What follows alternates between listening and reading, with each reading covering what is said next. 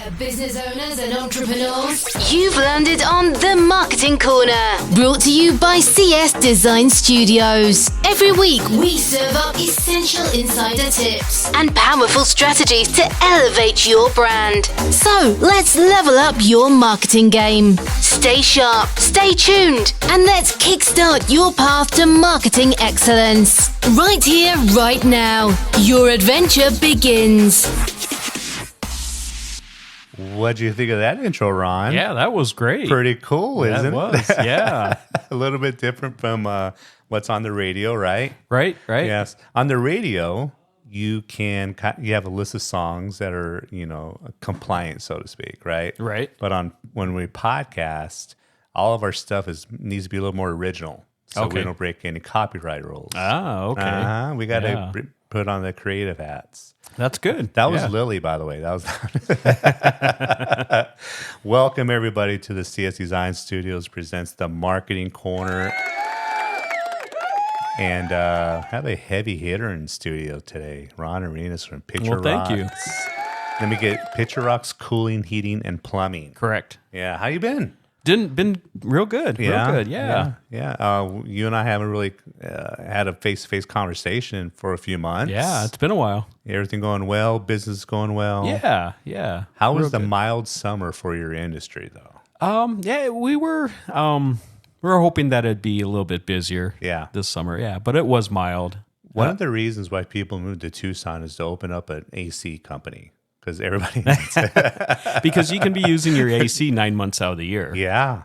You can. Yeah. So I'm glad that you guys, I don't want to say survived the summer, but it wasn't as brutal as normal summers were, especially in the springtime. Right, correct. It came really late. March was really cool, and even like 2 weeks into June is still fairly cool for June. You know what other industry was not as busy this year was the pest control industry. I have buddies that are, our buddy Wyatt. Yeah. He has a small piece of Pest Friends, and they just weren't as busy because it wasn't as hot and all the big bugs. I was not complaining about that. I used to live in the Philippines when I was a kid, Ron. Oh, wow. And that's why I hate bugs. Yeah. You probably saw some monsters there. Monsters. When I first moved there as a kid, I'm like, bugs. When I could not wait to leave because of the bugs. Oh, really? They're ginormous. We're literally living in the jungle. Okay. Beautiful, beautiful country. Yeah. People were phenomenal. The cuisine, the food, everything was cool. I just did not like the bugs. Yeah. I don't blame you. No side note, little tangent. Yeah. Little tangent. So, Ron, give us a little lowdown for people who have not heard or seen you. Okay. You do a tremendous amount of advertising on the radio. Right. Yeah, a lot of radio. It's worked really well for us. Some on TV. We have done TV in the past. We're not currently doing TV. Okay. What I love about your marketing strategy is that you've kind of gone upstream, so to speak, than what most people are doing, because most of your efforts seem to be more traditional avenues. Yeah, I think so. Yeah. And how long have you been around Picture Rocks? We've been around since 2001. February of 2001 is when we started. Mm-hmm. Has it always been with the 3 different areas with heating, AC, and plumbing, or just... No, we brought on plumbing 9 years ago. Yeah. I think it was 2014. So almost 10 years ago. Yeah. Have you been able to flush out the competition since then? You're supposed to give me a zinger, Lily. She says, and the engineer says, no, I did not deserve one on that one. We have sound effects. Usually when I say something like that, she'll put the crickets. There it is. There is a lot of competition out there, both in the air conditioning and the plumbing. Yeah. But as long as you've been established, though, I mean, how much is I'm assuming a lot of repeat clients. A lot of repeat, a lot of referrals, a lot of multi-generational clients where we start with, just say the mom and dad, and then we're referred to the grandparents, and then the kids get old enough and they move out and they buy a house, and we're servicing the kids' house. Yeah. Is there anything you do specifically besides provide outstanding service? I mean, how do you touch base, so to speak, with maybe some of your past clients? I mean, is that something that's in the fold, or is it something that... It is in the fold. We're starting to do like some drip campaigns with email. Nice. Just trying to touch the people a little bit more, past clients and current clients, just to make sure that they remember us when they need us. And, one of the things today, and I frankly, and I know you're in the group still that provides outstanding customer service, but frankly, we're not in that era anymore. Ron. We're not. It's almost like you're surprised that you get good customer service. Yeah. A lot of people tell us like, "Oh, you actually picked up the phone," or you actually showed up to your appointment. Right. They're almost surprised sometimes. Yeah. Yeah. So is that something that, because, we've been through those eras, I remember when, whether it's going through a drive-through or just simply going to a fast food place and ordering something, there's always a smile. Right. There's always a good morning or good afternoon, good evening, whatever it was. Is it easier then for your guys to stand out just by doing the little things like that? Yeah. It's a company culture. Right. You ingrain that culture into your people and they have to buy in, of course. Right. But right. You have that culture going and it reflects who you are. Mm-hmm. For not that there's a lot of them out there listening now, but for maybe if you're a business owner that's maybe struggling in that area, right? Maybe the people that are on your front lines, so to speak. Yeah. What are some things that you can do as an owner to kind of make sure that it does become part of that company culture?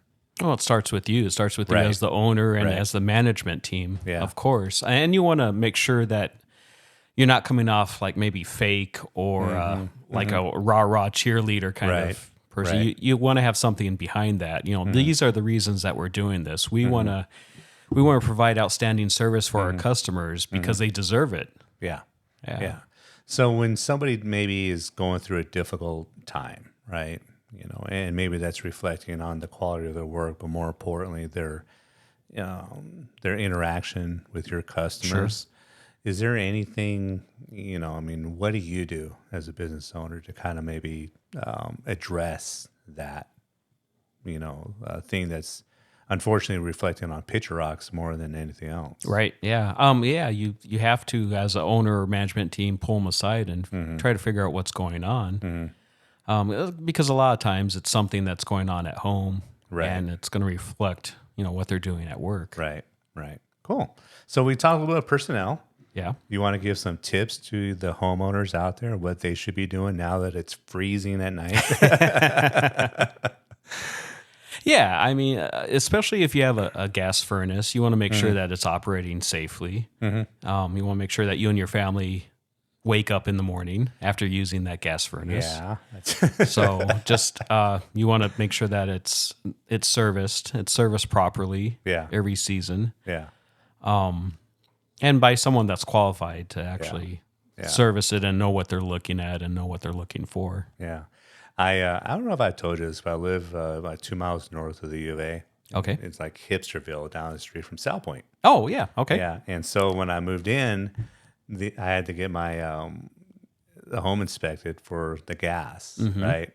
And the inspector came by and was like, what is this? This was like put in, the 30s? I mean, this is completely outdated. Oh, wow. So I had to remove that and cap off the gas with cement or with something. Does that make sense? Or cap it? Cap it, yeah. Yeah. So I don't have heating in my home. Really? Wow. I have little like room heaters, space heaters. Oh. But I don't have the... you don't have the central air or central... I don't. Yeah. So wow. In the summer it's fine. I got these little ACs, but the in right now I wake up and it's freezing in my home.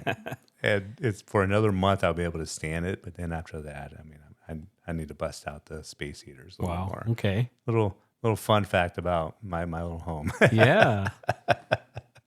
Okay, Ron. So you've been in business for over 20 years. Right. If somebody was going to get into, not your industry, but in business in general. Sure. Right.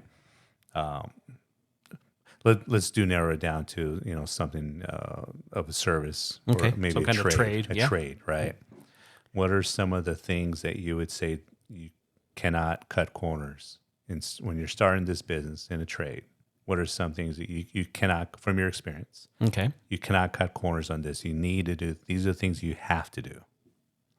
Well, if you're starting a trade business, you want to make sure that either yourself or the people that you're hiring are the most professional tradesmen there is, so that you can trust, the work that's being done. But also, as an owner or a management team, you want to make sure that they have business training. Because being a technician is completely different than being an owner. Are there any particular resources available in the trades industry? There is. There is. We belong to EGIA. It's Electrical Gas Association, International Association, or something like that. But they have a lot of training on there. Yeah, not only live training, but also archive training that you can go on and take. Yeah, it's interesting you say that because we also belong to a resource out there called Seven Figure Agency. Okay. And so there's a lot of videos and ongoing trainings with other agencies across the country. Right. That frankly are phenomenal. Yeah. We learn something. Lily and I in particular tend to try to catch a couple of those videos every month. Right. Whether it's a live online training or something else. I mean, the resources is incredible. Yeah. So one of the things, and I would imagine it's the same thing with trades, the ongoing education. Right. Things are always changing. Things are always changing. Yeah. What are some of the biggest changes that you've seen in the last, from 20 years ago to today? What's the biggest difference in what you guys do? Just technology. When I started over 20 years ago, there was no such thing as Wi-Fi. You couldn't turn your thermostat on. Right. With your cell phone, from the airport, before you get home or whatever. And the inverter technology, just the variable speed air conditioners. Interesting. Yeah. So getting back into that scenario, somebody's starting to trade. You mentioned something that you have to do. What are things that you completely don't do this? Don't start your business this way. What are the pitfalls that you could see or that you've witnessed with other companies? This is something they did, and this is why they're not around anymore. Wow, that's a good one. It took me 18 minutes to get it. That's a good one. Probably just providing that level of service. You have to be able to actually back up what you say you're going to do. Right.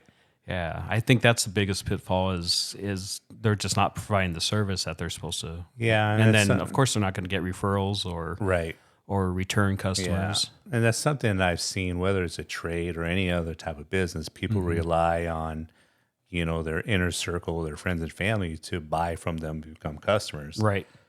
And then they rely on all of them to tell everybody else. And it does not work that way. No. Believe it or not, it doesn't work that way. Yeah. And Tucson is it's probably a unique market. I mean, it's a small town feel. It's a handshake market. Yes. And you definitely have to get out there and network yourself. You have to just be out there getting referrals. Yeah, you're a really good networker. I mean, I do a lot of networking. How many groups do you belong to?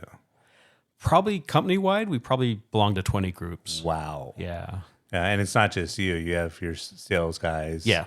We have a sales guy that just does marketing and networking. I know you got a few different, and they kind of specialize in their area, so to speak, but they all kind of go out and network, sometimes together. And sometimes we go out together, and other times I belong to a couple groups myself. My wife belongs to a group. Yeah. And then Frank is our main networking guy. Frank the Tank. If you met him once, you'll never forget Frank the Tank. Right. Which is, there's a good question right there. What do you look for from your outside marketing people? Yeah. Well, they have to be likable, of course. Yeah. And they have, people have to trust them. So those are the two big things. And then just outgoing.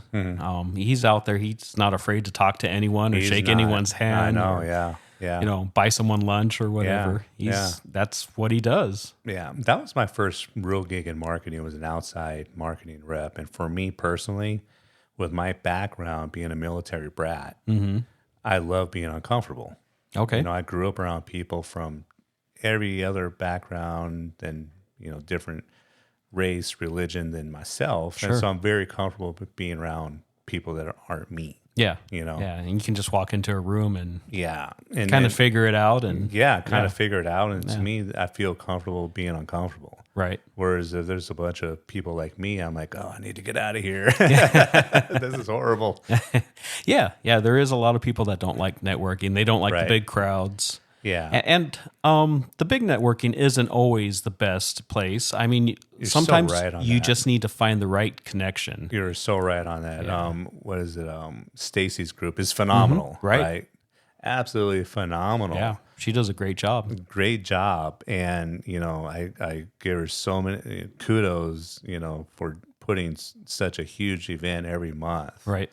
But for me, it's just not my thing. I'd rather be in a group of 20 and get to know everybody a little bit better, right? Right. I'm the only person that says that about her group, just for the record. Right? I don't want to be on Stacy's bad side, right? Because she puts a phenomenal group and she's put a lot of work and effort into it. And it works for a lot of people. It does, yeah. I've always been the person that's going to start my own group. Right. You know what I mean? I start my own, before the pandemic, I had a really good group, about 20, 25. Okay. And we networked with each other and we became each other's billboards, so to speak. So that's another way to do it. It is. But I think you're totally right. I mean, even though you guys belong to so many groups and chambers and organizations, every one of them has a purpose. They do. They do. And you have small groups and you have larger groups. Yep. It's kind of like maybe some advertising. You do maybe billboards just for that brand recognition. You have 100,000 cars driving past it every day. Yep. But then you also narrow it in. Yeah. And, maybe you're advertising just to a age group or a neighborhood or, whatever that focus is. Yeah. And someone like Frank could market or network in a group that big. Right. He's that big of a personality. Yeah. You know what I mean? I'm a little more subdued. You know what I mean? So from your networking and your traditional, forms of advertising, is there anything, and you've already kind of mentioned it, this is why I'm asking you, how much underappreciated is brand awareness? It probably is really underappreciated. Yeah. I mean, you see commercials for Coca-Cola and McDonald's, and everyone knows who that is, but you still see commercials for it. Right. Yeah, it's keeping that brand in front of you. Being top of mind. Top of mind, right. Because of all the people that listen to something, if they've heard you for the first time, what are the odds that they need you right then and there? Right. Unless, we're running some kind of Christmas special and it's Christmas time and they're going to go out and buy that item. But we're a demand service. So when we're talking about plumbing, most people aren't going to need plumbing right that minute. Now I would imagine most people are going to try to fix it themselves first and make it worse. Sure. That happens a lot. Yeah, it happens a lot, right? But that's what I appreciate about the way you market yourself is that you're keeping yourself top of mind, whether it's grassroots, person to person, right, or more of that broad type of, I think you have to have a good mixture in there. Right. Yeah. Right. And that's, for me, it's one of the things that it's the biggest thing I have to educate some of our potential new clients on is that not everything is meant to be an immediate ROI. Right. Yeah. Sometimes you have to kind of plant the seeds and earn that top of mind awareness. Yeah. You're always planting seeds every day. Always planting every day. Yeah. And eventually they'll come to fruition. Right. Right. No one's ever going to buy something from you if they never heard of you. Yeah.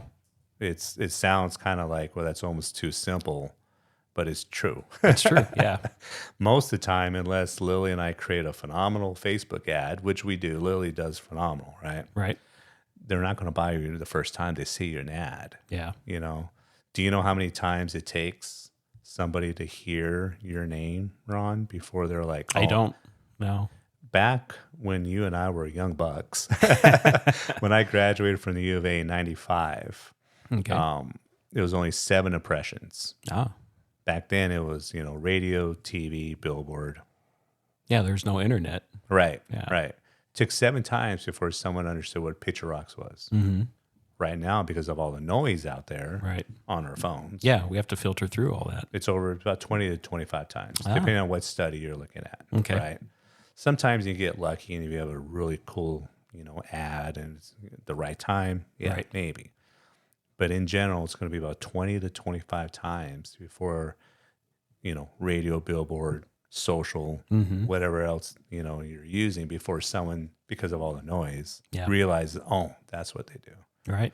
Our attention spans now are that of a goldfish. Yeah, exactly. You know what I mean? Yeah. So, yeah, you're still doing your radio show. We are. Yeah. How often do you do it, and where can someone listen to it? Every week, we do it. Right now, it is on. So I launched my own radio show. Nice. Right now it's a radio show within a radio show. We're officially launching it February 1st. Okay. But you can hear it on the Common Good radio show and also the Tasty Tucson With our show. buddy John. Yep. And he is available on YouTube as well, the Common Yes. Good, and so they can catch you there. February 1st, are you going to be kind of available on YouTube and the same station? What time is your show coming out? I'm not sure what time. It'll be in that time slot between noon and 4 on Sundays. No, on Sundays. Nice. Yeah. Very nice. Very nice. And if someone needs to seek out your services, Sure. They could give us a call at 520-440-4069 or picturerockscooling.com. Thank you so much. Was there anything else you want to throw out there? The last little tidbit of advice for the Tucson community? No, I don't think so. If you think of it, let us know. We'll put it in the comments. If you have any questions or comments for Ron or myself, put them in the comments below wherever you've seen us. We are on YouTube. We're on Spotify, iHeart. Where else, Lily? I always forget. Everywhere. Apple and 3 or 4 other podcast platforms. Of course, we're on Facebook, LinkedIn, etc., Instagram. So Lily does a tremendous job in distributing all of our content. Ron, I want to thank you so much. Thank you for being here. We've had some heavy hitters in the studio today, guys, and it's really appreciate your time. So, and happy holidays. Thank you. You too. And that's a wrap on today's Marketing Corner with CS Design Studios. Remember, the journey to greatness is non-stop. Harness today's insights and let them fuel your ambitions. Big thanks to our community of go-getters and visionaries. And remember to subscribe and activate alerts to stay connected for more transformative ideas. Till next time, keep reaching for the stars. Very nice. I like that.